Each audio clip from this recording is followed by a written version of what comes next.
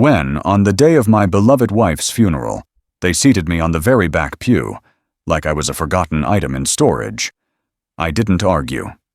I watched the front rows fill with confident backs, expensive suits, and cold hands that cherished order more than memory. It felt like this was the day I would be fully erased from the life my wife and I had built over 40 years. But when the lights dimmed and the gray rectangle of the screen flickered, a silence heavier than the organ filled the room. On that video, she didn't leave behind tears. She left behind boundaries, names, and my path. If this story resonated with your soul, click subscribe and let me know in the comments which city or country you're listening from. I'm truly curious to know where you're tuning in from. My name was Edward Marlowe. I was 72 years old, retired from 38 years as a school bus driver in Peoria, Illinois. My mornings used to begin before dawn, long before the city stirred. I'd start the engine, sip lukewarm coffee from the same dented thermos, and watch the mist rise off the pavement like breath from a sleeping animal. That routine had shaped me. Quiet, consistent, unnoticed. I didn't mind. Some men dreamed of applause. I preferred the sound of tires turning over frost-bitten asphalt. On the day of my wife's funeral, I rose at 5, just like I always had. The house creaked in the cold, a familiar song of dry wood and stillness. Her slippers were still tucked beneath the bed, the ones with the blue stitching around the edges. I hadn't moved them. I didn't see the point. Moving them would make it final. I boiled water, not to drink the tea, but because I needed the ritual. I poured the water and let it cool. My hands shook, but not from grief. It was something quieter, something slower, something like dislocation. When I arrived at the church, people were already gathering. Black coats, gray scarves, polished shoes, all moving with the precision of people who had been here before. I stood near the doorway for a moment, letting the cold air close around me before stepping inside. No one noticed me pause. No one reached out. That too was familiar. I signed the guest book with my full name, Edward Joseph Marlowe, as if that would give it more weight. A woman I didn't recognize handed me a folded program and gestured toward the side aisle. "Back row," her smile said, though her lips never moved. I didn't protest. I took the long route past the pews, past the flowers, past the hollow conversations disguised as condolences. I kept my eyes forward. From the back row, I could see everything. The organist loosening his fingers with old scales, the way the casket caught the light through the stained glass windows, and the neat way my son adjusted his tie before taking his place at the front. I sat down and let the bench take my weight. It was too hard, like all church benches are. Someone had left a crumpled tissue in the corner. The hymn numbers were arranged neatly on the board above the altar, a detail I always noticed, even when I didn't know the songs. I looked at them the way a man reads street signs in a neighborhood he used to live in, familiar but distant.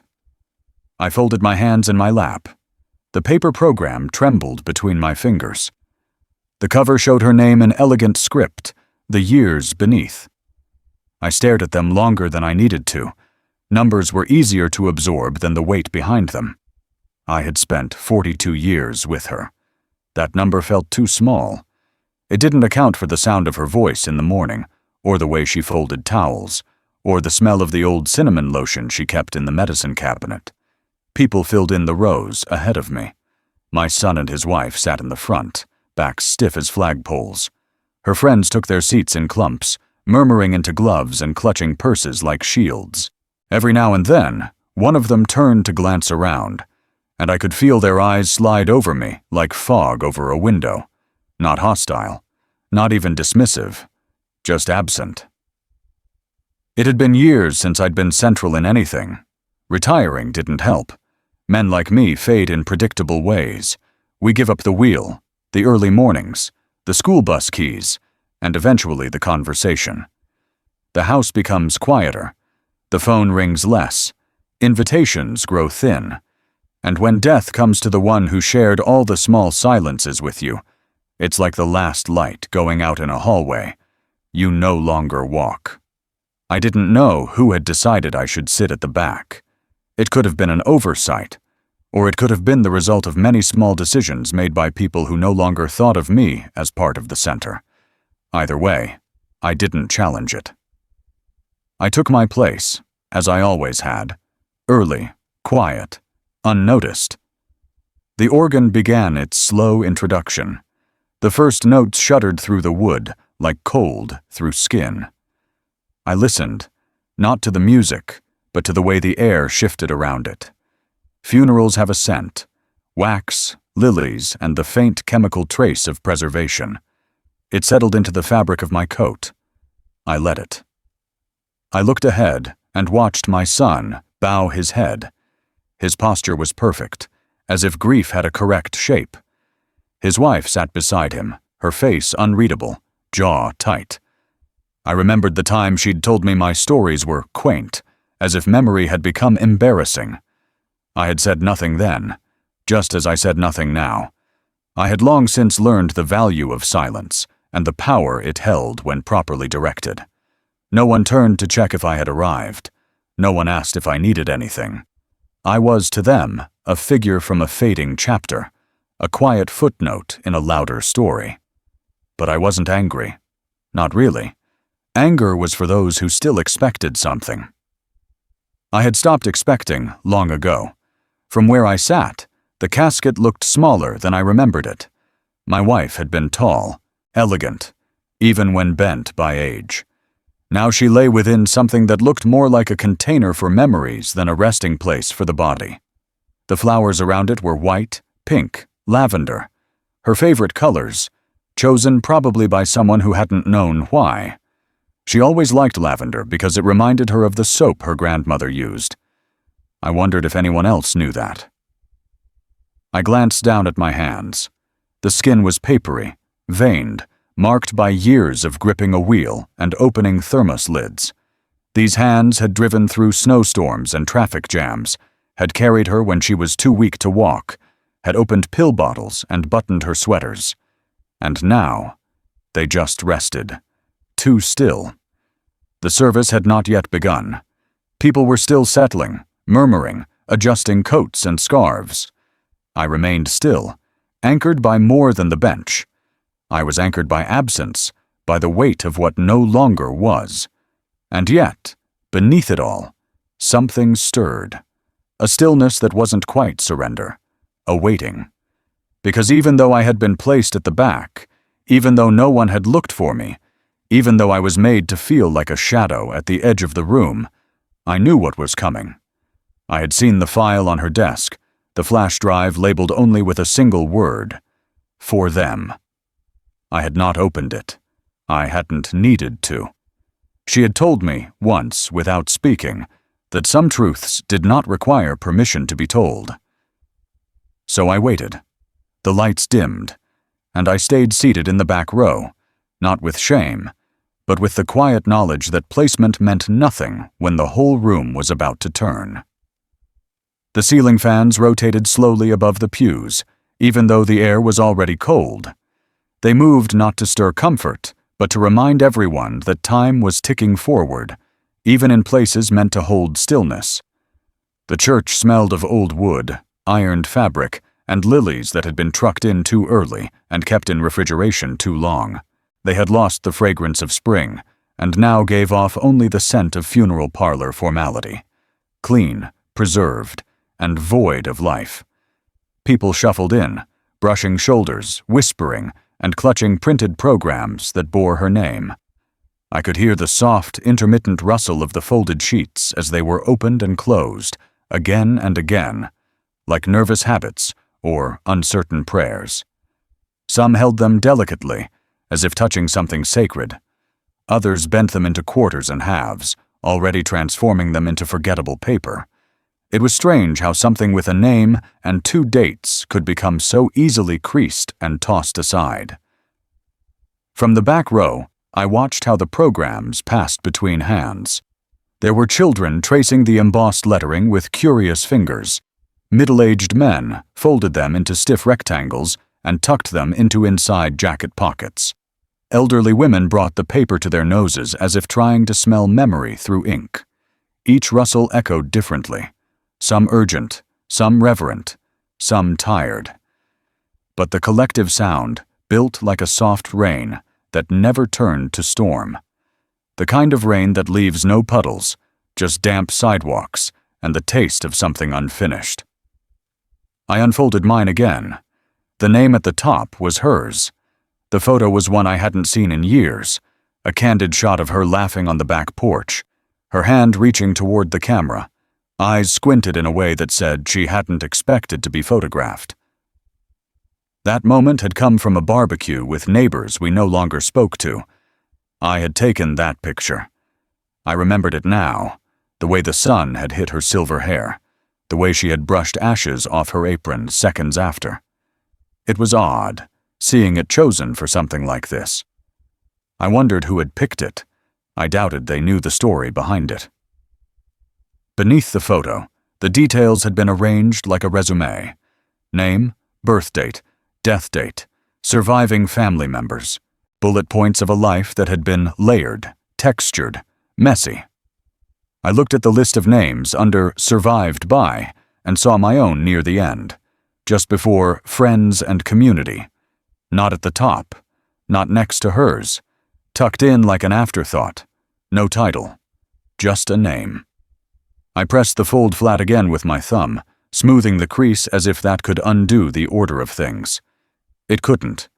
The paper didn't care about intention. It only remembered what had been printed. The prelude began softly, hymns I hadn't heard since Christmas services a decade ago. I recognized the melody but not the meaning anymore. The organ wheezed with the weight of reverence.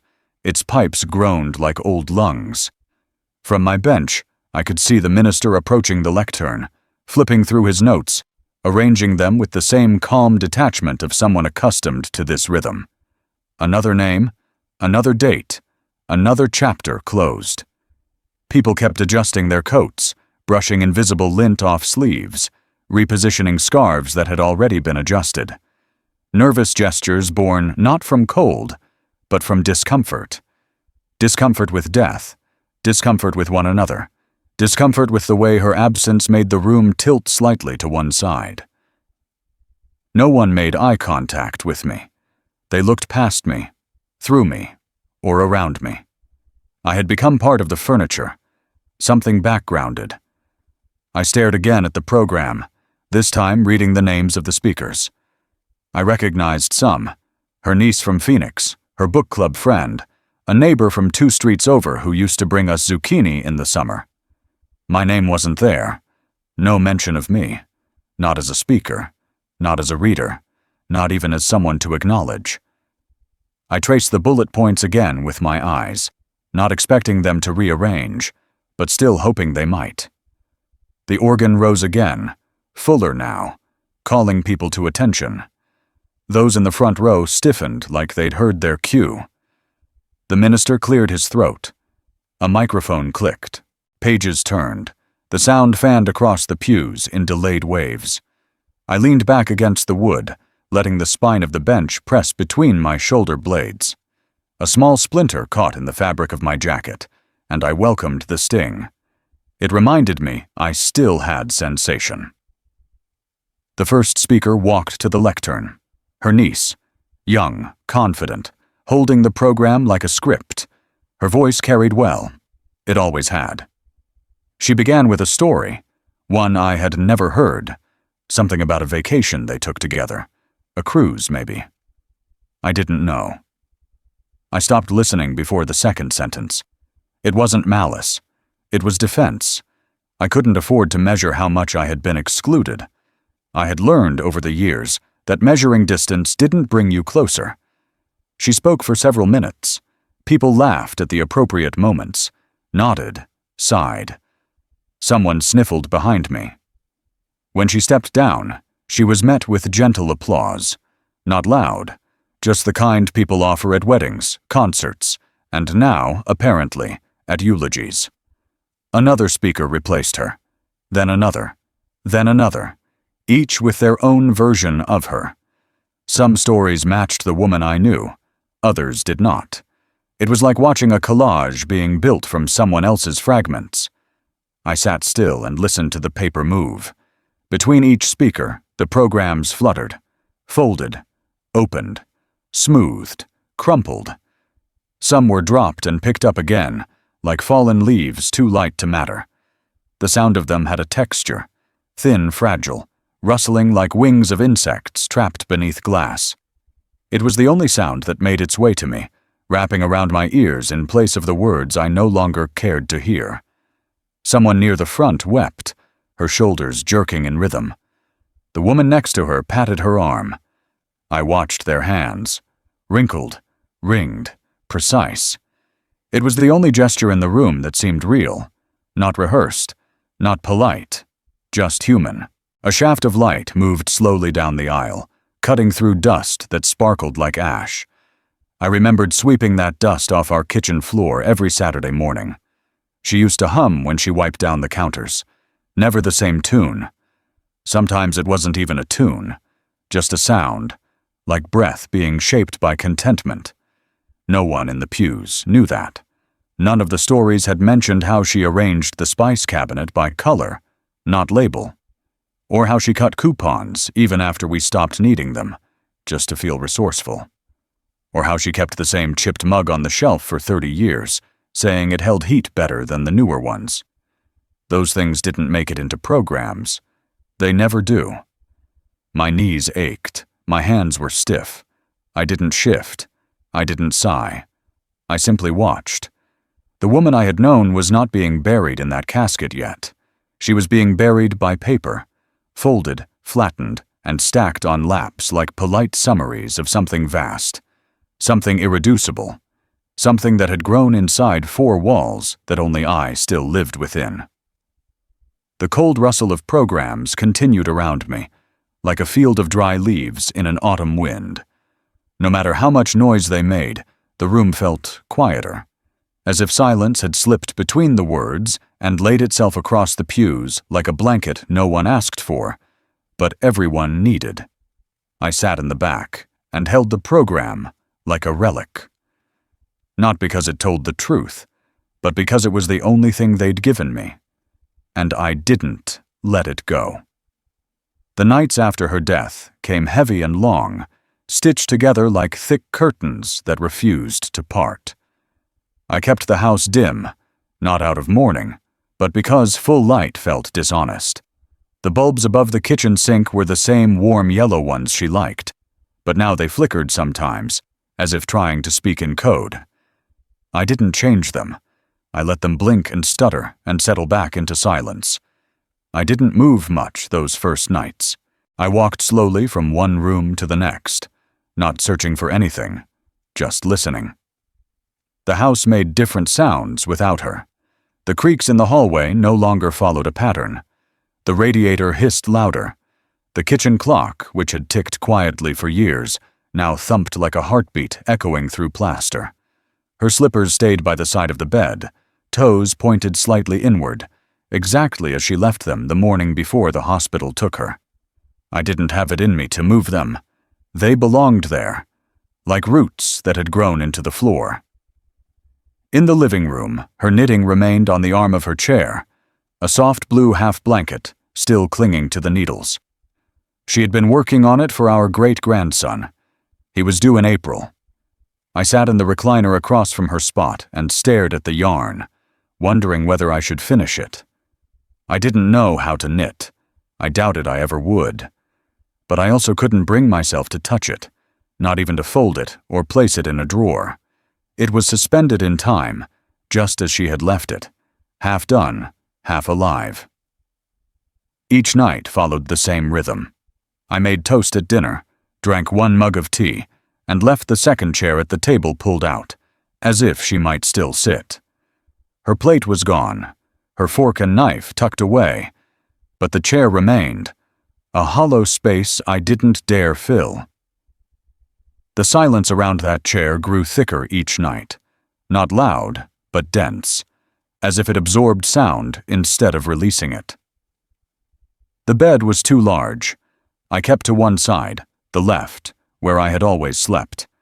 Her pillow remained untouched. I changed the sheets only once, 3 weeks after she died. I hated how the smell of lavender left with the old fabric. After that, I started sleeping with the window cracked open just slightly, so the cold would keep me from drifting too far into memory. Dreams had become a dangerous place. I didn't trust them. They showed me things too kind, too close to what I wanted, only to snatch them away when I opened my eyes. I started cataloging the house in my mind, not for inheritance, not for cleaning, just for control. The dining room table had one chipped leg I never fixed. The hallway rug curled up in the left corner, even after being flattened with books. The pantry still held 2 unopened jars of peach preserves she had canned 3 summers ago. Every object whispered her, not through sentiment, but through placement. She had arranged the house like a map, and I was still walking its trails, afraid to step off into anything new. I kept the television off. News felt too loud. Laughter tracks on sitcoms made me uneasy. I turned the radio on once, to the classical station she liked. A cello solo filled the room, and I stood still, clutching the doorway like it might hold me up. The music was beautiful, but it made the air thick with longing, so I turned it off before the second movement began. After that, I kept to silence. It demanded nothing. Each room carried a different kind of emptiness. The kitchen was sharp and practical, full of tasks I could still perform. Toast, tea, wiping the counters. The bedroom was heavier, softer, the kind of void that pressed into your ribs. The hallway was the transition, the in-between, the part of the house where her voice used to echo slightly when she called my name. I still listened for it, though I never expected to hear it. I began to find patterns in my grief, not answers, but patterns. I washed the dishes at 7 p.m., watered the plants on Tuesdays and Fridays, dusted the shelves on Sundays. These tasks became scaffolding. Without them, I would have fallen inward. She had always been the one who believed in routine, in small consistencies. Now they were all I had. Mail came late in the afternoons, mostly catalogs and bills, occasionally a sympathy card. I didn't read them closely. I looked at the names, recognized the handwriting or didn't, and stacked them in a drawer. There was no comfort in them, only the formality of people doing what they thought was right. Her sister sent flowers that wilted within 3 days. I didn't replace them. I let the petals fall naturally, like an ending without punctuation. Neighbors knocked now and then. I answered once to a casserole dish I didn't want. After that, I let the knocks fade. I wasn't angry. I just didn't know how to perform gratitude when everything inside me was still standing at attention, waiting for her to walk through the door with a grocery bag and a story about someone she met at the store. The house wasn't ready to include new voices. The third night, I found one of her post-it notes on the fridge. It was stuck behind the old calendar, faded and curling at the corners. It read, "Don't forget the furnace filter. November." Her handwriting was small and neat, the kind of handwriting that had addressed every envelope of our Christmas cards for 40 years. I touched the note with the tip of one finger, then left it there. I changed the filter the next morning, not because it needed it, but because she had asked. I began to understand that grief lived in maintenance. It wasn't in the weeping or the reminiscing. It was in folding towels the way she did, in lining the shoes at the doorway in pairs, in wiping the mirror above the bathroom sink with the same circular motion she used every Sunday evening, before bed. These were not acts of remembrance. They were acts of survival. I wrote lists in her notebook. She always kept one on the side table, a spiral-bound pad with a green plastic cover. I took it up and began filling the pages with small things: gutter cleaning, batteries for the smoke detector, refill prescription. She would have liked that. She had always believed in writing things down. I found her handwriting on the first few pages. Grocery lists, appointments, a recipe for molasses cookies. I didn't read them closely. I let them remain hers. My words would stay on the later pages. I didn't want to overwrite anything. I stopped setting the alarm clock. I woke when I woke. Sometimes before dawn. Sometimes after 9. It didn't matter anymore. No one was waiting for me, and I wasn't late for anything. I moved from room to room like someone walking through a museum after hours. Slow, deliberate, not wanting to touch anything for fear of damaging what remained. The mirror in the hallway still held her reflection, in a way. I had to look at it just right, in the evening light, and I'd swear I could see her silhouette in the smudge she never got around to cleaning. I didn't clean it either. I left it. It didn't comfort me, but it grounded me. I tried to remember the last words we exchanged before the hospital. I couldn't. They'd been ordinary. Probably something about soup or laundry or the mail. That bothered me at first. Then I realized that maybe that was what love was, knowing that the last words didn't have to be profound, because everything before them already had been. The days stretched longer. The light in the windows shifted. The shadows in the living room reached farther across the floor. I began to notice the creaks in the floorboards again, the ones I used to know by heart. They hadn't changed. I had simply forgotten to listen. The house didn't mourn her the way I did. It absorbed her. The walls, the chairs, the rugs. They didn't feel emptier. They felt saturated, as if she had dissolved into the grain of the wood, the threads of the curtains, the fibers of the carpet. She hadn't vanished. She had dispersed. And I lived among that dispersion, moving carefully, slowly, as if she were still in the room, invisible but present. I didn't speak to her. That wasn't my way. I simply carried out the quiet rituals we had built together, one day at a time, one room at a time, one breath at a time. The lights dimmed slowly, not all at once, as if the church itself was hesitant to let go of clarity. Overhead bulbs faded to a faint glow, and the stained glass windows surrendered their colors, letting the gray of the outside sky seep in. What had been a place of crisp lines and dry programs just a moment ago became softer, shadowed, indistinct. People stopped shifting. The rustling of paper fell silent. Even the coughs and sniffles that had peppered the service up until then seemed to pause mid-breath. It was the kind of quiet that made your ears strain harder, not for sound, but for meaning. From the back row, I could see the screen descending behind the altar. It unrolled with a faint whirring sound, mechanical and inevitable. A few people turned their heads toward it, but most just kept looking forward, as if they hadn't noticed or didn't know what to expect. My hands remained still in my lap. I didn't blink. I recognized the old projector mounted near the rafters. It had been used during community potlucks and children's plays. It sounded as familiar to me as the rattle of keys in my front door. But this time, it didn't hum with whimsy. It hummed with intent. There was no announcement. No one introduced the video. The image appeared suddenly, like a memory you weren't prepared for. The first frame flickered once, then steadied. It showed our kitchen, sunlight pouring in through the back window, catching flecks of dust in midair. The table was bare, except for a folded dish towel and her glasses resting beside a mug. I recognized everything, even the shadow of the refrigerator cast along the floorboards. She wasn't in the frame, but she was everywhere in it. Then came her voice.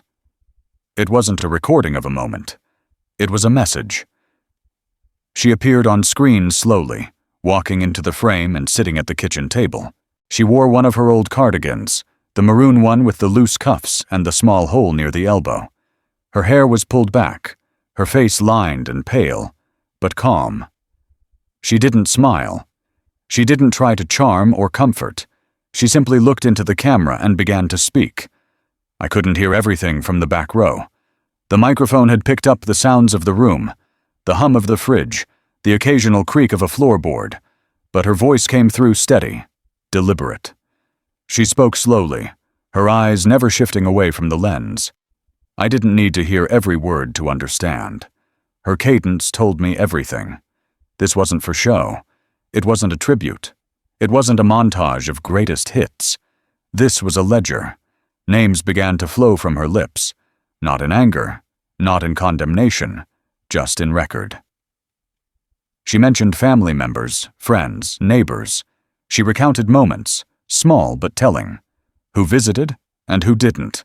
Who called and who forgot. Who said they'd stop by and never did. There were no accusations, no harsh tones, just facts. Facts delivered with the same clarity she used when writing shopping lists or labeling freezer containers. I watched as her eyes flicked once to the side, where I knew the paper was probably resting, and then back to the camera. She didn't need it. It was all memorized, not because she had prepared a speech, but because she had lived through it. Around me, the air shifted.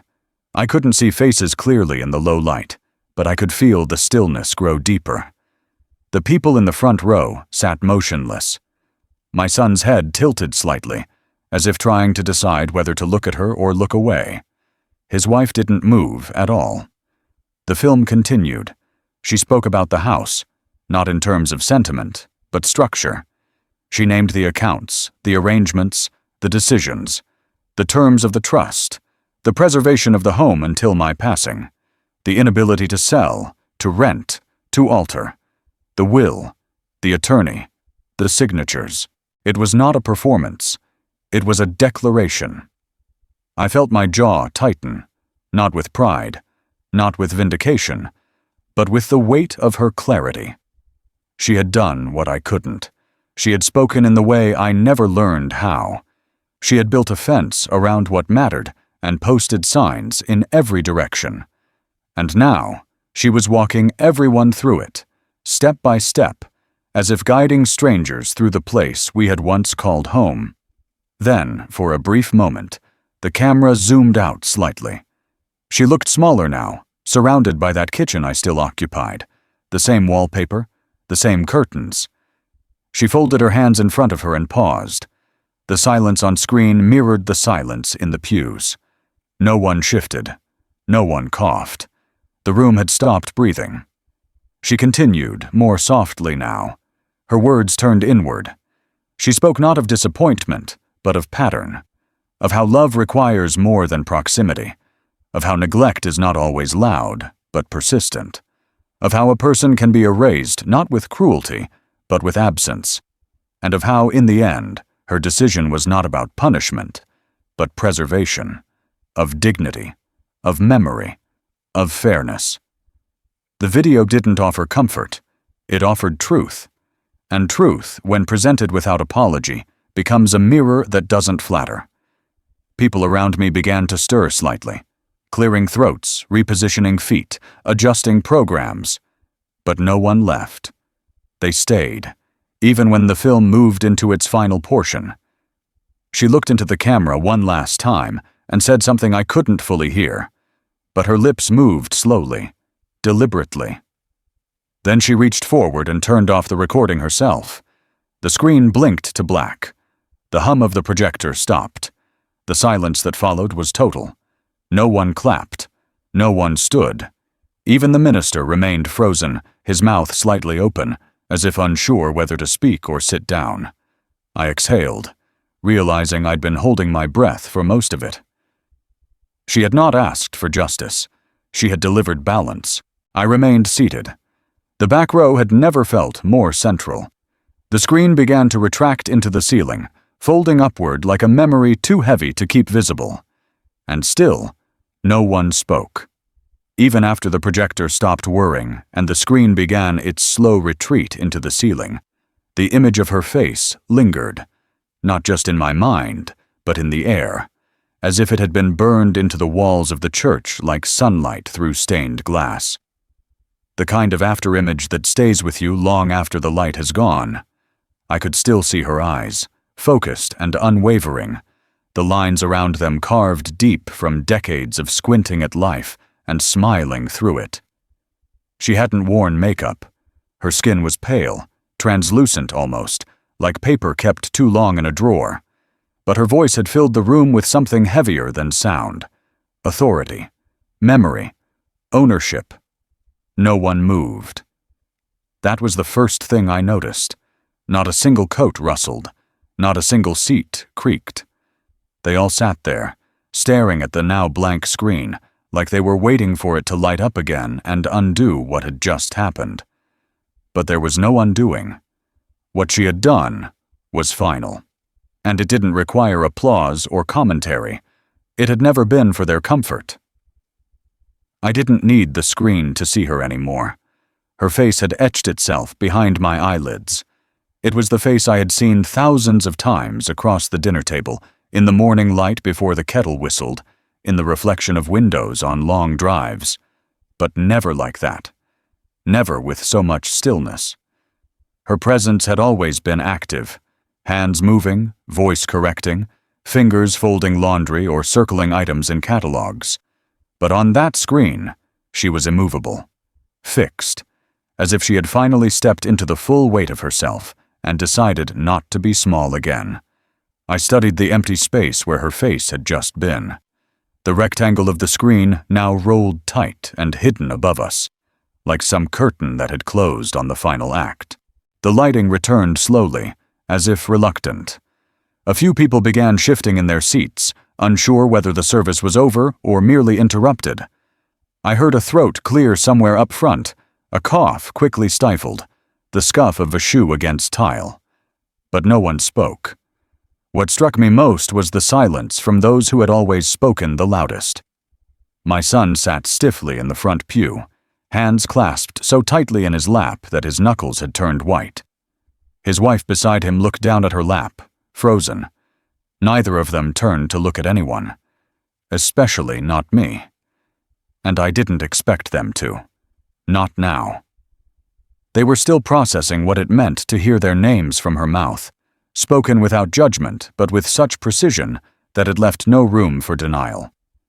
Her face had not wavered. She hadn't blinked too much. She hadn't looked away. She had addressed each person the way a lighthouse addresses ships, without favoritism, without panic, without indulgence, just light, sweeping across the sea, revealing where the rocks were. I thought of the last time I had taken her photograph. It had been on a Sunday morning. She was sitting on the back porch, reading a book, her feet tucked under a blanket. I had snapped the picture without her noticing, and when she did notice, she only smiled faintly and asked if I wanted tea. That photograph had lived on our fridge for a while, then in a drawer, then somewhere deeper, and now, after all this, it came back to me. Not the image itself, but the way she looked that morning, aware, calm, already planning something I hadn't understood. She must have recorded the video on one of those days when I had gone out to the store, or to the hardware shop, or maybe while I was in the garden. She had done it in secret, not because she was hiding it from me, but because she knew I wouldn't have tried to stop her, only burdened her with questions. She never liked questions. She liked decisions, and this had been hers. The face on the screen hadn't tried to provoke. It hadn't pleaded or blamed. It had simply observed, and in doing so, rebalanced the entire room. She had spoken directly, with that same quiet confidence she used when fixing a broken zipper or rebinding a worn book spine. She believed in function, in structure. Even her grief had been organized. Even her death had a blueprint. I thought of how often she used to write notes to herself, on scraps of paper, on the edges of newspapers, inside the covers of cookbooks. Maybe the video had been just another note, one she couldn't leave lying around. Maybe she had sat down in front of the camera the way she used to sit at the kitchen table with her lists, putting her world in order, one line at a time. And now she had left that order behind for all of us to see. There had been a moment in the video, one brief moment, when she paused and looked off camera, just for a second. Her eyes had softened. I recognized that look. It was the one she gave when she wanted to say something kind, but didn't know how to phrase it. That look was for me. Not a secret, not a message, just a glance, a knowing. A way of saying, "This is yours to finish now." The silence in the church began to fray at the edges. People coughed again. Someone rose to leave, but hesitated. The minister returned to the podium, his expression unreadable, his papers trembling slightly in his hands. He didn't resume where he had left off. He merely said something quiet, then stepped aside. The screen would not be used again. I remained seated. Her face stayed with me, not in mourning, but in momentum. It pushed against the inertia of the past weeks, the numbing fog of loss and routine. It told me something still needed to be done, not out of duty, out of clarity. She had cleared the fog for everyone in that room, and what each of us saw now was ourselves. I watched as the rest of the congregation rose, slowly, unsure of the new atmosphere they had just stepped into. They folded their programs more carefully now. They moved quieter. No one turned to chat. No one touched me on the shoulder. I was fine with that.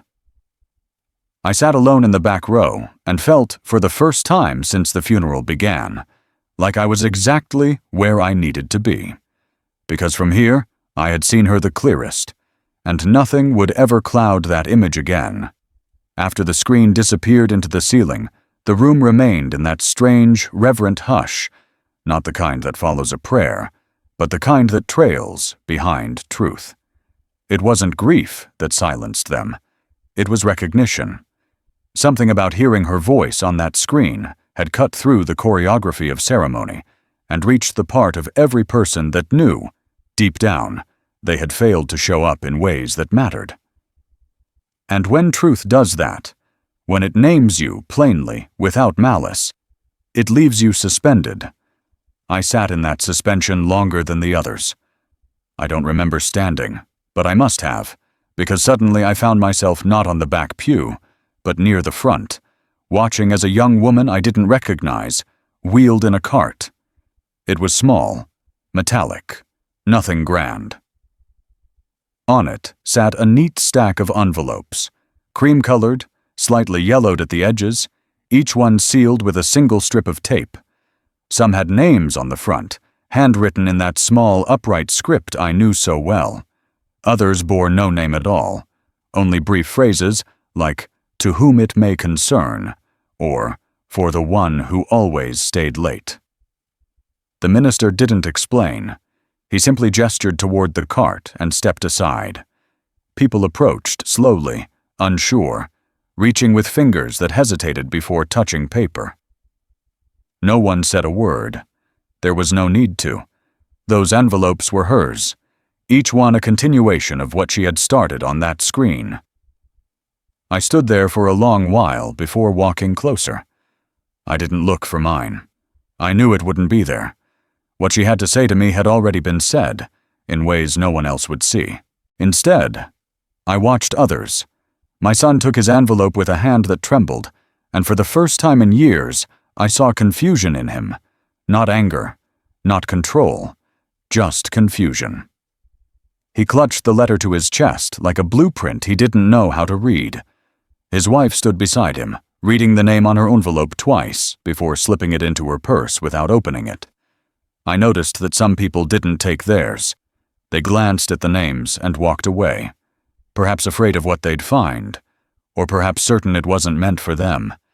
But those who did take them wore different expressions, some closed, some humbled, some stunned. She had written these letters knowing full well they might never be read. That was her way. She never wrote for the response. She wrote because silence had too many shapes, and she refused to leave any of them unchecked.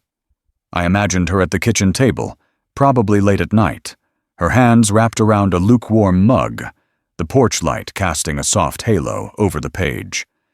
I could see her pause before writing each name, thinking through every word, like a seamstress measuring cloth before the cut. She never wasted sentences.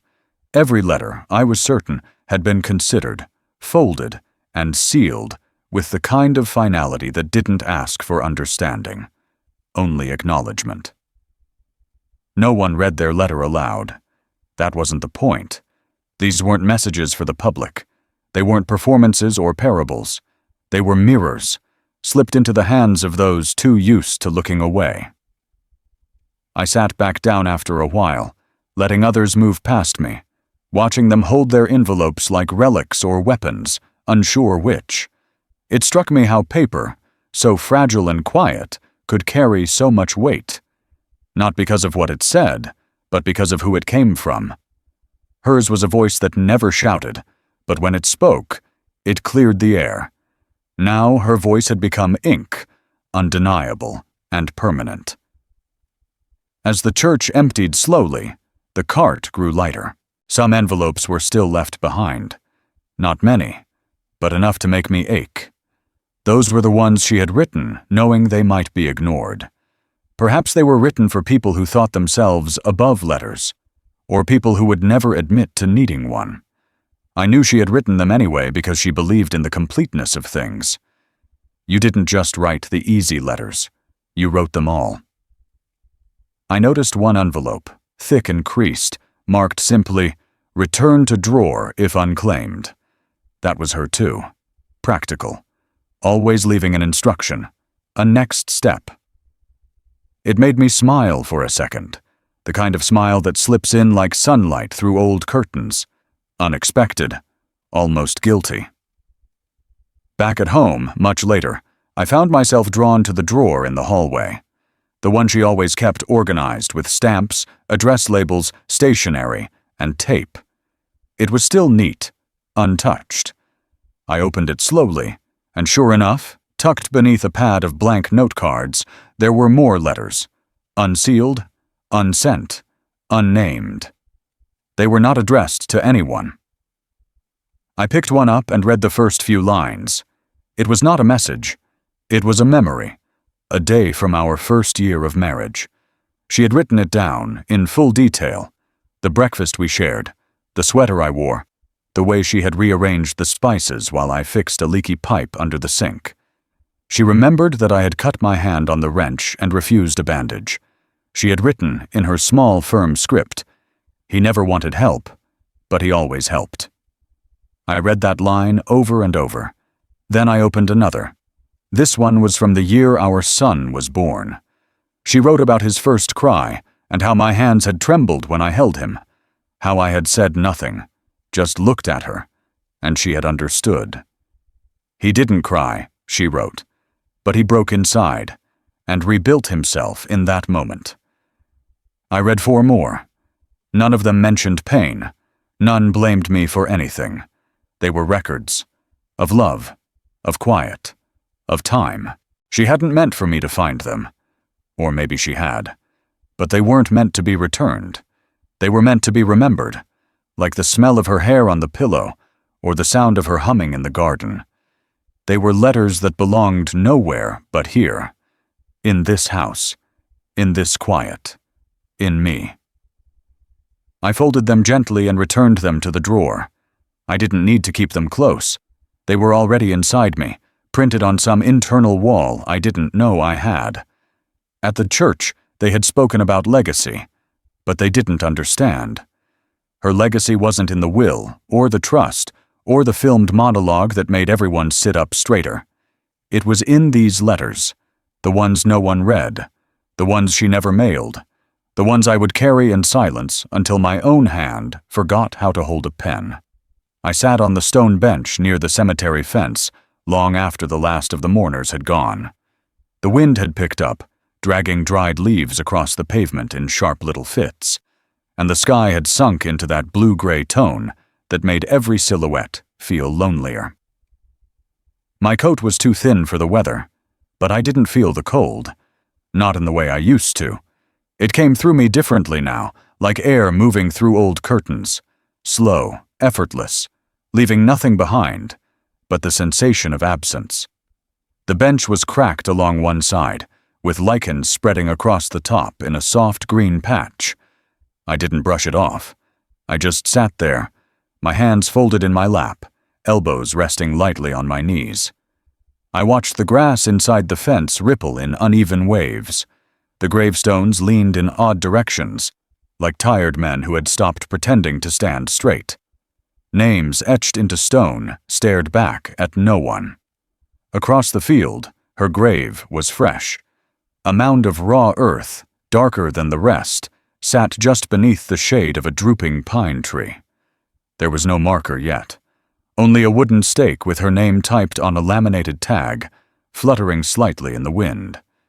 It didn't seem real, that she now belonged to this place, to rows and records, to silence and soil. I stared at that patch of earth until my eyes blurred. Not from tears. I hadn't cried that day. Not at the service. Not during the video. Not when the minister spoke those generic phrases about peace and eternal rest. I didn't cry because something in me had shifted beyond tears. The ache had rooted too deep, and instead of rising to the surface, it had burrowed, settled. And in that settling, I had learned to hold still. The cemetery was quiet, except for the occasional rustle of branches. A few squirrels darted along the fence. A blackbird hopped across a headstone and tilted its head at me, like it was waiting for a signal. I gave none. I had nothing left to signal. I thought about the last time we had walked through a cemetery together. It had been years ago, an autumn afternoon like this one, after we'd visited a friend's grave in another part of town. She had held my arm as we wandered the paths, reading names aloud, imagining lives behind the dates. She always did that, made strangers feel real. She believed stories didn't end when breath did. They just moved into quieter rooms. That day, she'd said something about not wanting flowers at her funeral. She'd said they wilted too quickly and made people feel obligated to pretend beauty. I'd nodded, but hadn't thought she meant it. Now I knew she had. At her grave, there were no bouquets, only a single small jar of dried lavender, probably placed there by the church assistant. The simplicity of it nearly undid me. On the bench, I shifted slightly, stretching my legs. The stone beneath me had warmed a little from my body, but the wind cut through that quickly. I didn't mind. I had sat on colder benches in my life, at bus stops in winter, outside emergency rooms, in school gymnasiums waiting for events to end. This one felt different, not colder, just quieter, like it understood something. I let my eyes wander past the fence, down the path leading to the parking lot. The church was now locked up, lights out, cars gone. Only the echo of the day remained, faint impressions of footsteps in gravel, the scent of lilies fading into damp air, the ghost of her voice hanging like fog in the memory of that sanctuary. The wind picked up again and knocked over a small plastic arrangement on a nearby grave. I didn't move to fix it. It wasn't mine to tend. My feet remained planted. My hands stayed still. I thought of the envelopes, the letters, the looks exchanged as people filtered out of the church earlier. The weight of her voice was still pressing against everyone, whether they admitted it or not. But here, at the edge of her final place, that weight shifted into something else, not lighter, but more bearable. I closed my eyes for a while. When I opened them again, the cemetery looked unchanged, and yet the world around it felt moved. I was reminded of the mornings I used to walk through snow before anyone else had, the way the surface remained undisturbed, but the feeling underfoot told you it had been touched. I stood slowly, knees stiff, back aching. My body reminded me of every year it carried. I walked along the fence, trailing my fingers along the iron bars. They were cold and rough, like the edge of a blade dulled by years of use. I didn't look back at her grave. I had memorized it. There was no need. I reached the gate, but didn't leave. Instead, I walked the perimeter, tracing the full length of the cemetery's edge like a sentry. I counted the steps between trees. I read the oldest stones, names carved before the Civil War, dates eroded into mere suggestions. I passed by newer plots, where balloons still clung to plastic vases and toys sat beside marble. each one a story paused mid-sentence. The bench came back into view after I completed the loop. I didn't sit again. I simply stood before it and let the wind push gently against my coat. It reminded me of the days I used to wait for her outside the market, leaning on the hood of the car, watching the automatic doors open and close until her shape emerged with a bag of groceries and a soft smile. Those minutes had felt like nothing then. Now, they felt like gold. I pulled my hands into my sleeves and walked toward the gate, finally stepping through. The sound of the latch clicking behind me echoed more than I expected. I stood on the outside of the fence and turned back once, not to look at the grave, but at the bench. It was just a bench, stone, cracked, forgotten, but it had held my weight, and in doing so, it had held my memory of her, if only for a little while. I began the slow walk back to the car, each step measured, not out of grief, but out of respect for the silence that had followed me from that place. The cemetery would be there tomorrow. So would the bench. So would the wind. But the moment, the stillness she had created, was already folding itself up like an old letter, meant to be stored, not reread. And I knew then, as I reached for the driver's side door, that grief didn't sit in the grave. It sat beside it, quietly, on a bench by the fence. The drive home felt longer than usual, even though the roads were clear. It wasn't just the distance or the time of day. It was something slower, something denser in the air. The streets I had known for decades seemed unfamiliar in their silence. Traffic lights blinked patiently, even when no cars came to meet them. Storefronts with darkened windows reflected pieces of sky, and for a moment, I saw myself in the glass, just a shape behind a windshield, motionless at a red light that had no reason to turn green. I kept the radio off. I didn't want news or music or voices. I wanted the sound of tires on pavement, the low hum of the engine, the way the turn signal ticked like a metronome counting down something I couldn't measure. The city looked drained of color. Even the autumn leaves, scattered across sidewalks and gutters, appeared muted. They weren't brilliant or blazing anymore, just tired, like me. I passed the bakery where we used to get our Friday morning danishes. The sign was still lit, but the blinds were drawn. Next to it, the pharmacy sat like a closed mouth. I couldn't remember the last time I'd gone there with her. Maybe a year ago, maybe longer. Memory played tricks like that now, bringing some things forward in crisp detail, while others floated just out of reach, like dust caught in a sunbeam. At the next intersection, I paused longer than I needed to. The light was green, but there were no other cars. I looked down each cross street. Every house had its porch light on, but I saw no figures behind the curtains, no silhouettes moving across the glow. Just stillness, a city breathing shallow, waiting for something it couldn't name. It was a strange comfort, this quiet, as if the world had conspired to leave me alone, just for a little while. I turned onto our street, narrow, lined with maples and small fences. The same street I had driven down hundreds, maybe thousands of times. But that night, each mailbox looked unfamiliar, each yard a little different. The decorations some families had put up for fall, wreaths, pumpkins, bales of hay, looked misplaced now, like party hats left behind after the guest of honor had quietly slipped away. Our house came into view slowly, crouched behind the low hedge we had trimmed every summer. The porch light was on, set to its usual timer. I hadn't changed it. I pulled into the driveway and let the engine idle for a moment before turning the key. The quiet that followed was immediate. I sat in the silence, gripping the steering wheel with both hands, not out of necessity, but because I wasn't ready to let go of structure. The act of driving had given me a role, and now that role had ended. The house looked the same, but it no longer felt like home. It looked like a set, like the front of a building in a movie, waiting for actors to enter. The windows reflected only the darkness behind them. I stepped out of the car and felt the air hit me, colder now, sharper. My jacket did little to protect me from it, but I welcomed the sting. It reminded me that I still had a body, still had weight. I walked slowly up the path, leaves crunching beneath my shoes. The porch steps creaked just as they always had, but the sound echoed more in her absence. I fumbled with the key at the door, not from shaking hands, but from a momentary hesitation I couldn't explain.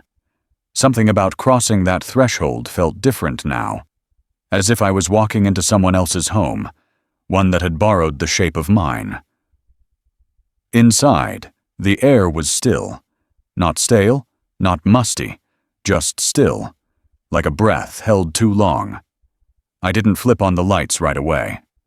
I stood in the entryway, letting my eyes adjust to the dimness. The kitchen light from the stove hood glowed faintly, casting long shadows across the tile. I hung my coat on the hook, where hers had always been beside mine. The space next to it was empty now. I hadn't filled it. I wouldn't. I moved through the house slowly, touching surfaces out of habit. The edge of the hallway table, the back of the living room chair, the corner of the dining table where she used to set her mug. I didn't rearrange anything. Everything was exactly as she had left it before the hospital took her. Even the blanket on the couch still had the gentle indentation of where her knees used to bend. I stood by the window and looked out. The street was still empty. One porch light flickered across the road, but otherwise the night had claimed the neighborhood completely. No cars, no movement, just shadows layered on top of shadows. I watched them for a while, letting my eyes lose focus until the view blurred into shapes. I made tea without thinking, going through the motions like I had done every evening for years. The kettle hissed softly, the steam curling upward in a tight spiral. I poured the water into her favorite mug, the one with the chip on the handle, and placed it on the table across from mine. I didn't drink from it. I just let it sit there, full and untouched, warming the air between us. I ate a slice of bread and called it dinner. I didn't bother with a plate. The ritual was more about the rhythm than the nourishment. Afterward, I sat in my chair, the one angled slightly toward hers, and stared at the space where she would have been. I imagined her feet tucked under the blanket, the way she would curl them when the night got cold. I could almost hear the way she would clear her throat before speaking, even when she had nothing to say. The silence wasn't oppressive. It wasn't even sad. It was complete, like a period at the end of a long sentence. And I realized, sitting there, that the streets I had just driven through were not empty because of loss. They were empty because they were waiting for what came next, for what we would become after the rituals ended, and the letters were read.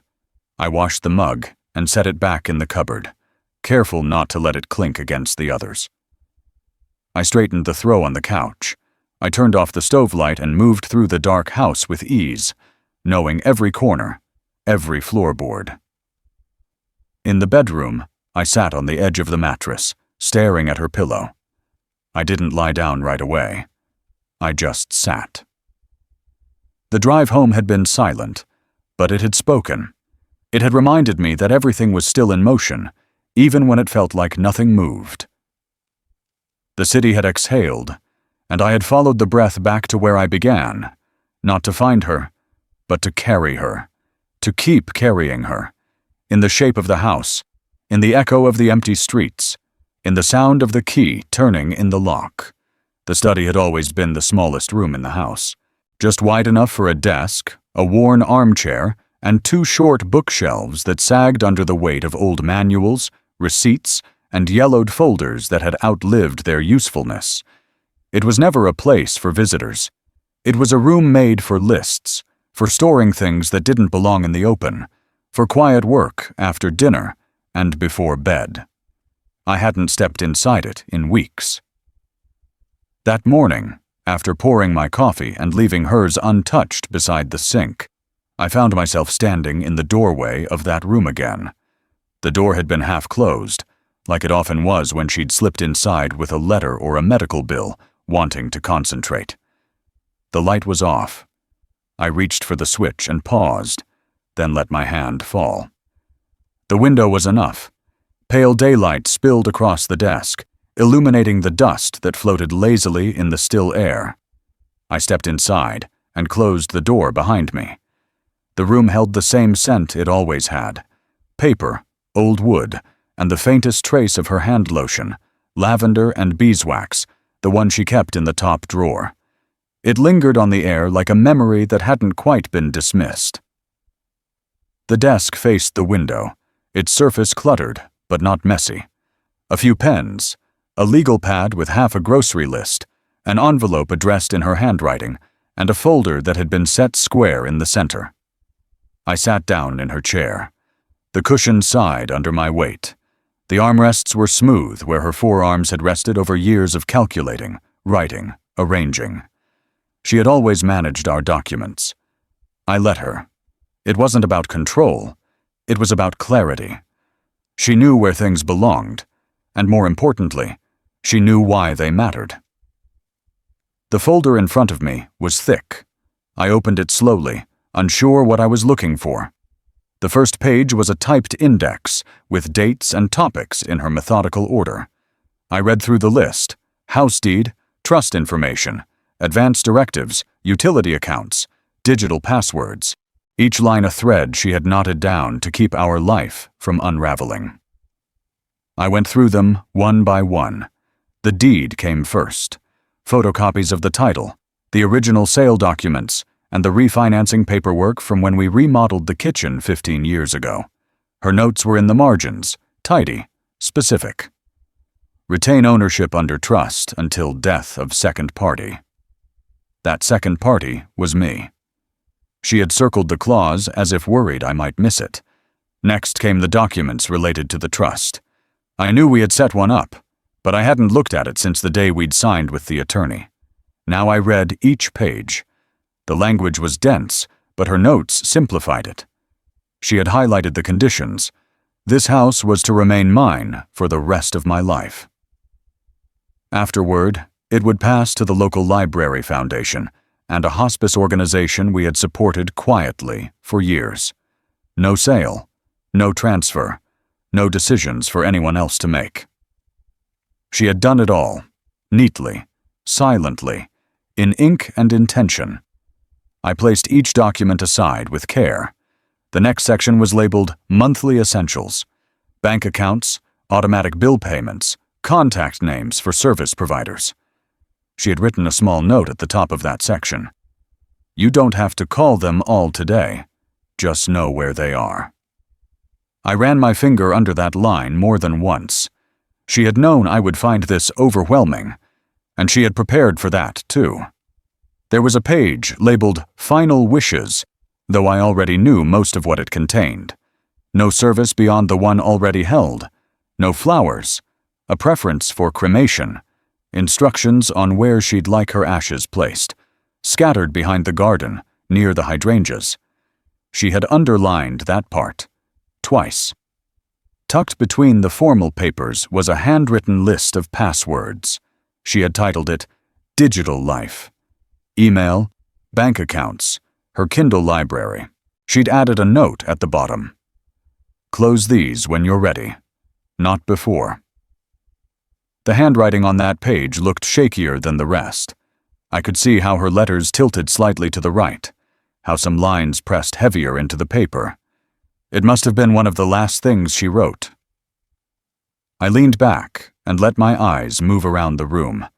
On the shelf beside the desk, there were rows of old tax returns, utility records from when the kids were still in high school, and a small box labeled To Keep. I pulled it down and opened it. Inside were items too small to have monetary value and too large to discard. A dried rose from an anniversary, brittle and brown. A ticket stub from a film we had seen on a rainy Tuesday. A post-it note with my name on it, drawn in cursive with a heart beside it. Things she hadn't mentioned in her will, but had quietly archived. Things I had forgotten existed until they sat in my palm, heavy with what they once meant. There was one more folder at the bottom of the box. It was thin, marked only with a date from a year ago. Inside was a printed document titled Letter of Record. Not a will, not a legal form, just a letter, typed. It began simply, "If you're reading this, I'm no longer there to explain it all in person." I stopped reading after that first sentence. I wasn't ready. Not yet. I placed it back in the folder, folded the flap, and returned it to the box. Some things didn't need to be opened all at once. Some things needed to be held, quietly, for when silence felt safe again. I stayed in the study for hours. I didn't speak. I didn't move much. I read. I arranged. I made sense of her order. And in that quiet process, something else emerged. Not resolution, not closure, just alignment. I began to understand that she hadn't done all of this because she feared chaos. She had done it because she believed in continuity. She had built a bridge from her life to mine and left me the tools to cross it. When I finally stood to leave, the sun had moved across the room, casting a line of shadow along the desk. I closed each folder, stacked them in the drawer, and wiped the surface clean with the sleeve of my shirt. I returned the chair to its place, angled just slightly toward the window, the way she always left it. As I opened the door to leave, I glanced back once. The study looked unchanged, but I knew it wasn't. Not anymore. It had gone from being a room of records to a room of guidance. And every document, every note, every line she had written reminded me that love wasn't just in the memories we cherished. It was in the structure left behind, the small instructions for how to keep going. And in that quiet room, she had left a map, not to get somewhere new, but to stay in place, fully, calmly, deliberately, until I was ready to move again. It started with the locks. They were old, rusted on the inside, with a slight delay between the turn of the key and the satisfying click. I'd lived with that for years, but that morning, I stood in the hardware store holding a new brass deadbolt in my hand, and knew something had shifted. Not out of fear, not out of threat, but because something in me needed the confirmation that when I turned the key, the door would answer immediately, without pause, without memory. I installed the lock that same afternoon. The screwdriver felt solid in my hand, and the metal gave way easily, like it had been waiting. I measured the screws twice, lined the plate perfectly. When I finished, I tested the turn. Smooth, firm, definite. It wasn't about keeping people out. It was about reclaiming the perimeter. The next day, I walked the edge of the backyard. I hadn't done that in years, not since she fell ill. The fence was still standing, though in some places the paint had peeled and the wood had warped from rain and frost. I made mental notes, sections to replace, nails to pull, slats to reinforce. I traced the boundary line with my eyes, seeing not just the boards, but the lives that had passed behind them. The barbecues, the garden rows, the quiet Sunday mornings with the newspaper spread out on a folding table while she sipped her coffee, and I mowed the lawn in uneven stripes. I drove to the county office later that week.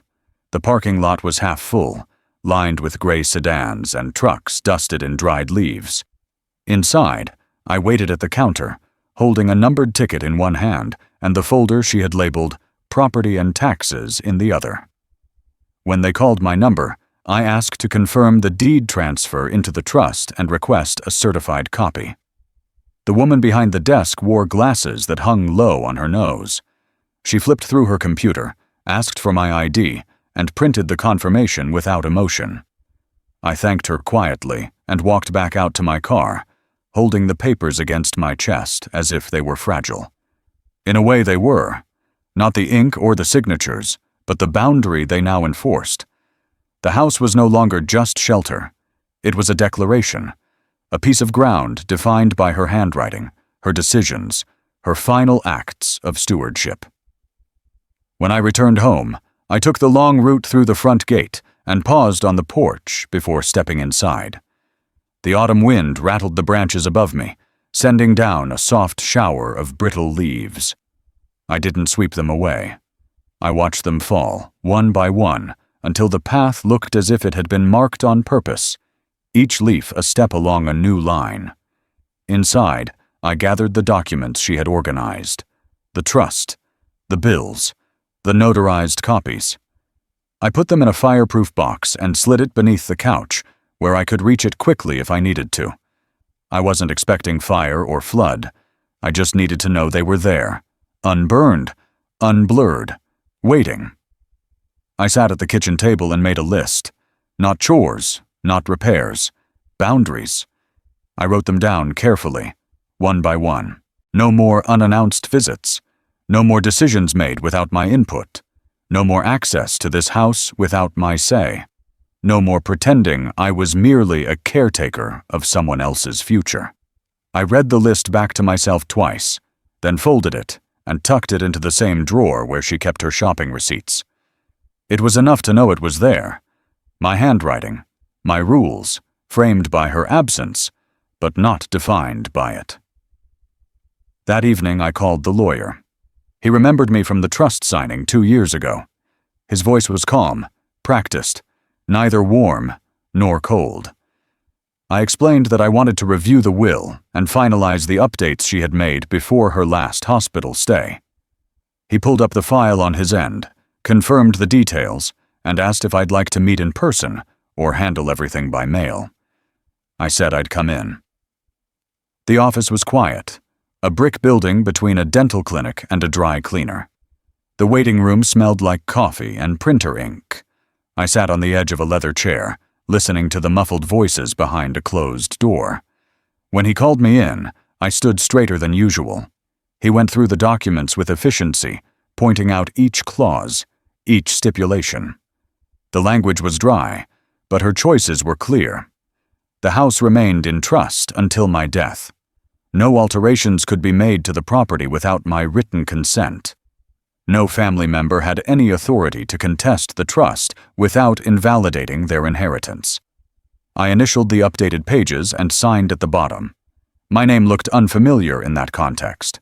Not as husband, not as next of kin, but as grantor, trustee, executor. I never thought I'd be the one drawing the final lines.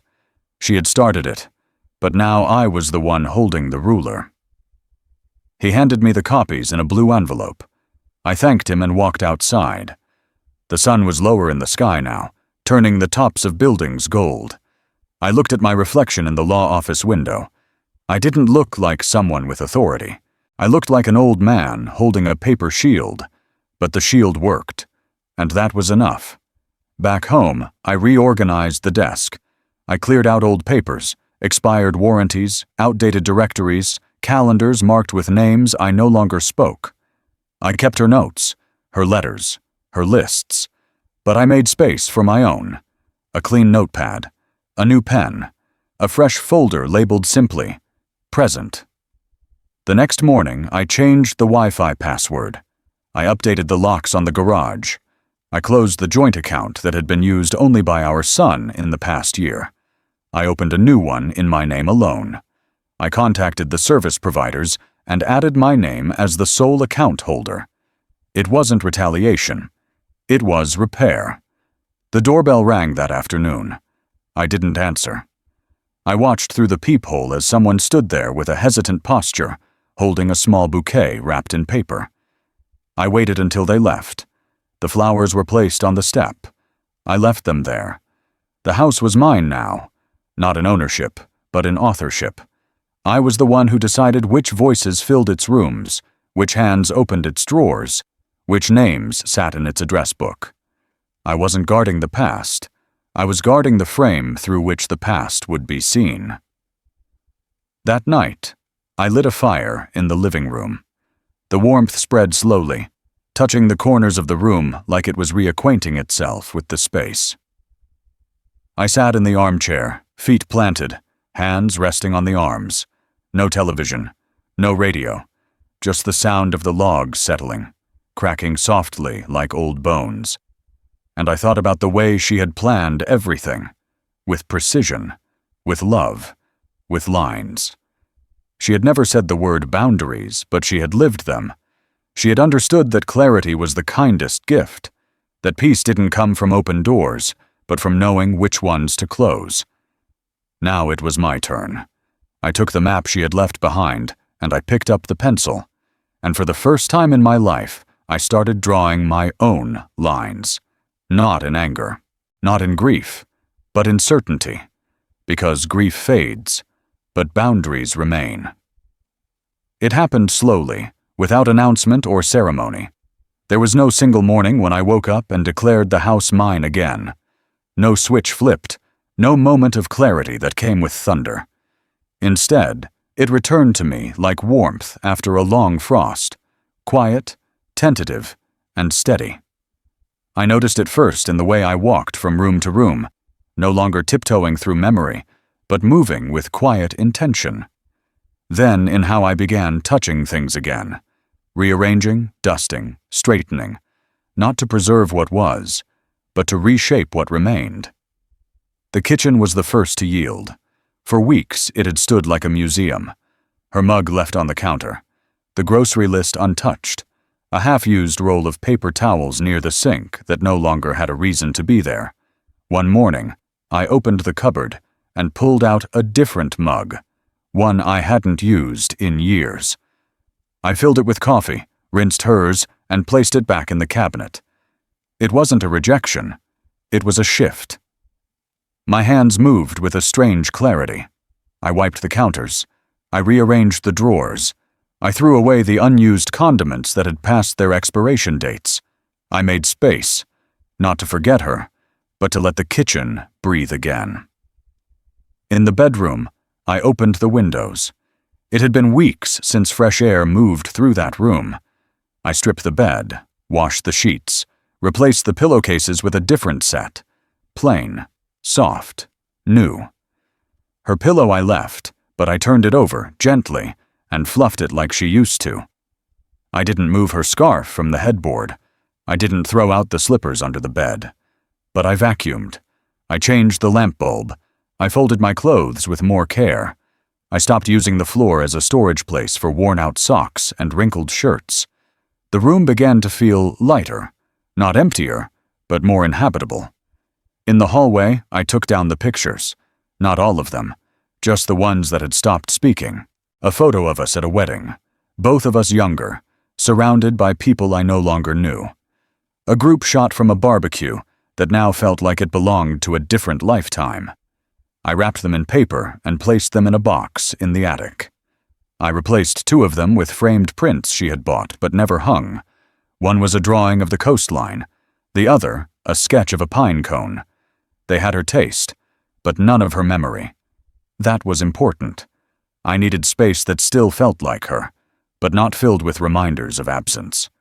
I walked the perimeter of the house each morning. I swept the porch.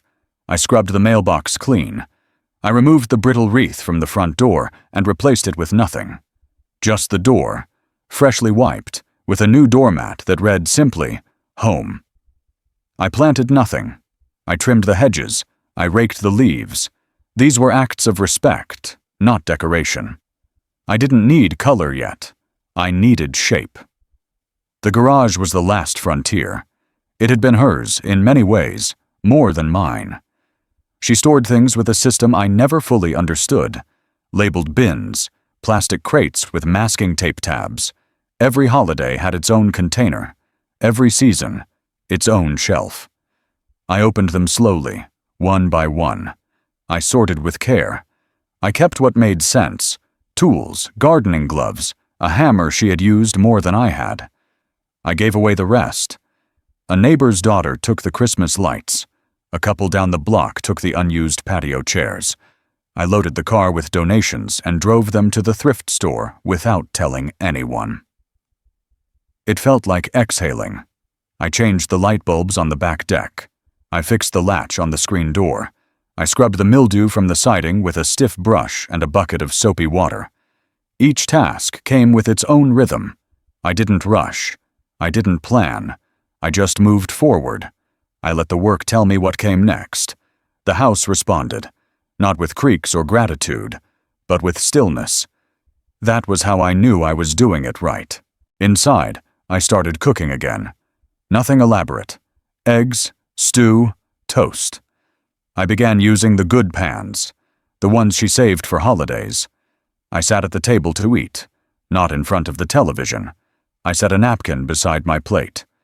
Sometimes I even lit a candle, not for romance, not for memory, just for warmth. I stopped answering the phone after 7 p.m. If someone needed me, they could call in the morning. I didn't explain. I didn't owe that anymore. The house was mine, and in that house, I no longer accepted urgency that wasn't mine to carry. The study became a room again, not a shrine. I filled the bookshelf with titles I'd long meant to read. I added a small radio. I set a plant on the windowsill, a spider plant with long green arms that moved when the breeze came through. I kept her papers in the drawer, her notes, her documents, but I began to add my own. Not lists of what to do, but small thoughts, sentences that came to me as I swept the floor or watched the trees move in the afternoon light. The living room changed next. I moved the armchair closer to the window so the sun would hit it in the mornings. I donated the floral rug we both hated, but never replaced. I left the couch alone. It held too much of her shape to move just yet. But I added a throw blanket, dark gray, heavy, soft. It made the room feel new again, just enough. And finally, I adjusted the sounds. I played the music I liked without wondering if she would have changed it. I let silence linger when I needed it. I stopped muting the commercials. I let the washing machine run overnight. I let the house speak its natural rhythms, not the cautious ones I had adopted when illness made every footstep feel too loud. One morning, I woke to birdsong. I lay still, listening to it, letting it fill the corners of the house before I moved. I realized I hadn't dreamed of her that night, not because I had forgotten, but because I no longer feared waking without her. The house didn't feel like a cage anymore. It felt like a frame, and I was beginning to understand the picture inside. I made coffee. I drank it on the porch. I watched the wind move through the hedges, the mail carrier walk past, a child ride a bike across the intersection. The world continued, but I was no longer outside of it. I was in it. I was within the walls, on the floorboards, in the breath of the home we had once built. I had not rebuilt it. I had simply returned. To the house that was always mine. To the life that was not over. To the quiet that now welcomed me as its own. It was a Wednesday when it happened, though the day of the week didn't matter. There had been no announcement, no warning, no clear shift in weather. The sun had risen as usual, soft and uncertain, casting long shadows over the frost-covered grass outside my window. I had slept without interruption the night before, not because I was rested, but because something in me had grown quiet. And in that quiet, the house had finally exhaled. I moved through the morning as I always did, slowly, methodically, like someone rebuilding a rhythm from memory. The kettle steamed. The toast popped. I stood at the kitchen sink and stared at the way the light bent through the trees in the backyard. There was nothing unusual in any of it, except for the silence. It was not the kind of silence that follows grief. That kind is loud in its own way, filled with echoes of footsteps, with the creak of a chair she no longer sits in, with the phantom weight of a voice once familiar. No, this was different. This silence didn't ache. It didn't pull. It simply was, like breath returning to its natural pace after months of holding it in. The phone didn't ring that day. No knocks at the door. No text from a distant relative asking how I was doing. No well-meaning check-ins from neighbors. Nothing. And instead of dread, I felt relief. As if a room that had been overfilled had finally been emptied, and now the air could move freely again. I didn't speak. Not once. The entire day. I hadn't planned it. There was no vow of silence, no decision made in protest or ritual. The words simply had nowhere to go. There was no audience, no recipient, no cause. And so the sentences I might have mumbled under my breath stayed inside me, and I carried them like water in a still cup, careful not to spill. I walked through the house barefoot, feeling the floor beneath me as if for the first time. The boards didn't groan. The carpet didn't whisper. Even the old door hinges, once known for their resistance, offered no sound. The house had grown quieter because I had let it. It no longer strained to remind me of what was missing. I stepped outside mid-morning. The street was empty. A breeze rustled the brittle leaves in the gutter, and a dog barked 2 blocks away, but it didn't reach me. I stood on the porch and listened, not for anything specific, just to hear what was left. Wind in trees, the crackle of branches shifting overhead, my own breath, slow and shallow, and underneath it all, the strange hum of something I hadn't felt in a long time. Peace. Inside, I opened drawers and reorganized them, not because they needed it, but because the act gave my hands something to do. I ran my fingers over old envelopes, receipts, photographs. Each one had a voice once. They used to say something. Now they had gone quiet too, not erased, just rested, like singers after a final note. I sat in her chair in the living room, not to feel close to her, not to remember, but because it was comfortable. I placed my hands on the fabric where hers had once rested and let them fall into stillness. The television was off. The radio was off. No clock ticked loudly in the background. The refrigerator motor was the only sound, faint and distant. I watched dust float through the air near the window. I followed it with my eyes until it vanished. That's when I realized how long it had been since I truly noticed stillness. Not just heard it, but felt it. In my bones, in the pulse at my wrist, in the way my shoulders no longer sat high and tense near my ears. Afternoon came without drama. The sky remained pale, the temperature steady. I brewed a second cup of coffee and sat at the kitchen table staring at the grain of the wood. I remembered sanding that table once, long ago, before she covered it with a tablecloth. Now it was bare again, and I traced my thumb over the knots and grooves. I imagined her watching me from the doorway, not speaking, just noticing. And for the first time, I didn't flinch at the thought. Evening light came earlier now. By 5, the shadows had stretched long across the floor, and the edges of the rooms had begun to fade. I didn't turn on any lamps.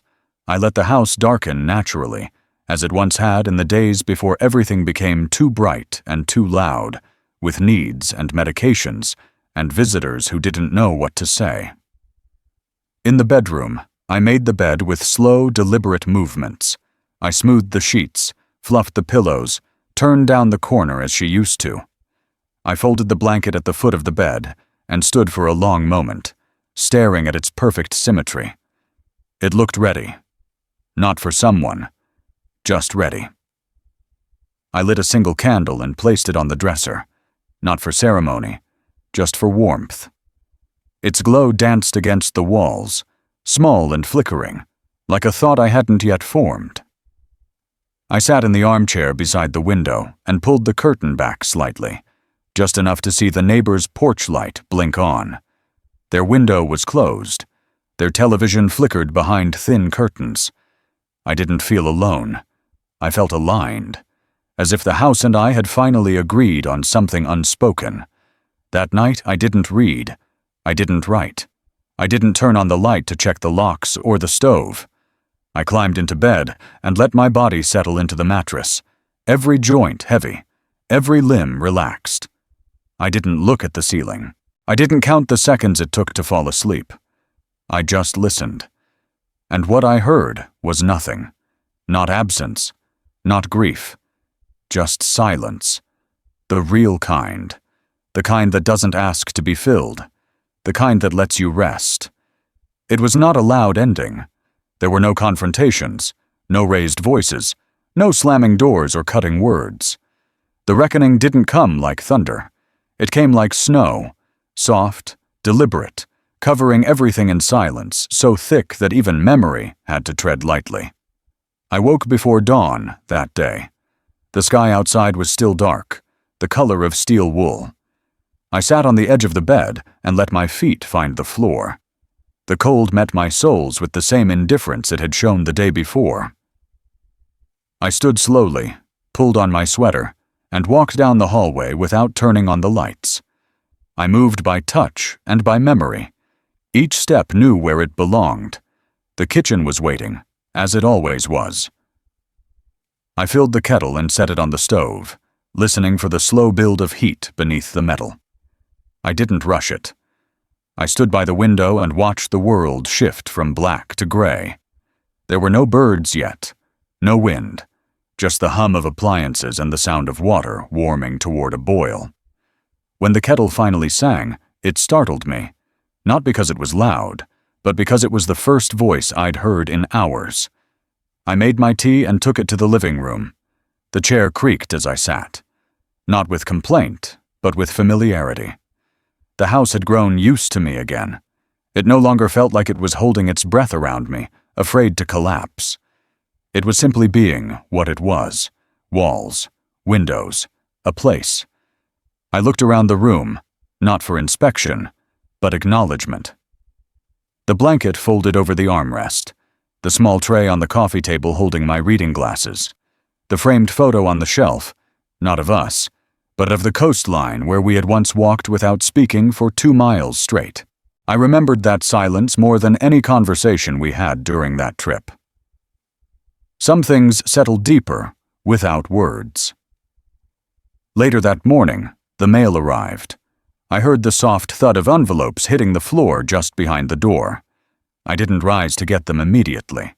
I waited until the tea had cooled, until the sun had cleared the edge of the window and laid a pale ribbon of light across the floor. Then I stood, stretched, and picked up the mail with steady hands. Among the bills and advertisements was a letter, handwritten, no return address. I recognized the handwriting, though it had been a long time since I'd seen it. It belonged to my son. I sat at the kitchen table and opened it slowly. The paper was heavy, expensive. The ink was dark, the letters pressed hard into the fibers. He had written carefully, deliberately, as if each word was trying to prove itself. There were apologies, explanations, sentences crafted to sound sincere, though they lacked the breath of real regret. He asked about the house, about the trust, about whether I had received the documents. He mentioned the video, briefly. He said he hadn't known, that it had surprised him, that he hoped we could talk soon. I folded the letter and placed it in the drawer with the others. I didn't need to write back. I had nothing cruel to say, nothing to demand. The silence between us had grown not from anger, but from accuracy. We had said what we had said. We had done what we had done. Now we lived with it. Reckoning didn't mean revenge. It didn't mean punishment. It meant balance. I walked through the house after that, touching objects not as relics, but as belongings. The lamp, the doorknob, the cabinet handle. I ran my fingers across them like a man reintroducing himself to something he once took for granted. Each contact grounded me. Each reminded me that nothing had been taken that I had not willingly given, until I chose to stop. In the afternoon, I called the lawyer. I asked to finalize the beneficiary documents. No changes, just confirmations. He walked me through the steps again, and I listened, not because I needed clarity, but because I needed completion. When we hung up, I sat still for a moment and let the weight of certainty settle on my shoulders. It was not a burden. It was a coat I had earned. I opened the window in the study and let the breeze in. It carried the smell of dry leaves, of distant chimney smoke, of a season nearing its end. I let it move through the room, rustling papers, lifting the edges of the curtain. I didn't shut it.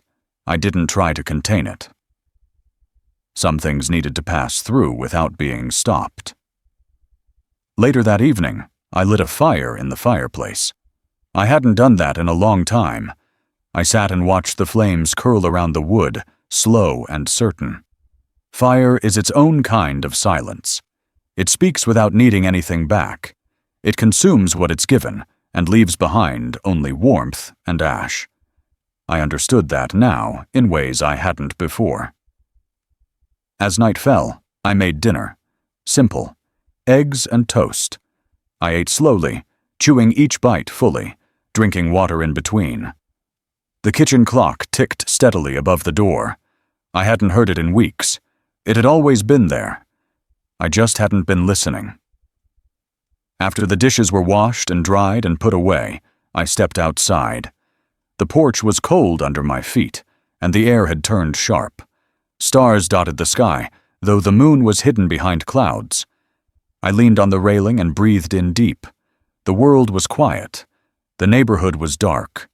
Somewhere far off, a dog barked once and stopped. I closed my eyes and listened to the silence.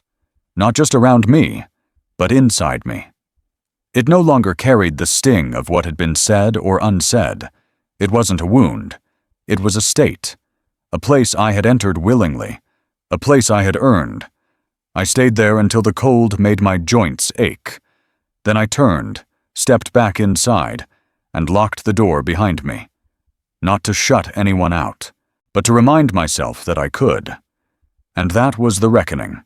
Not in courtrooms, not in letters, not in final words exchanged across a table, but here, in the quiet click of a lock, in the undisturbed heat of a fire, in the untouched reply to a letter that came too late, and in the kind of silence that needed no audience, because it had nothing left to prove.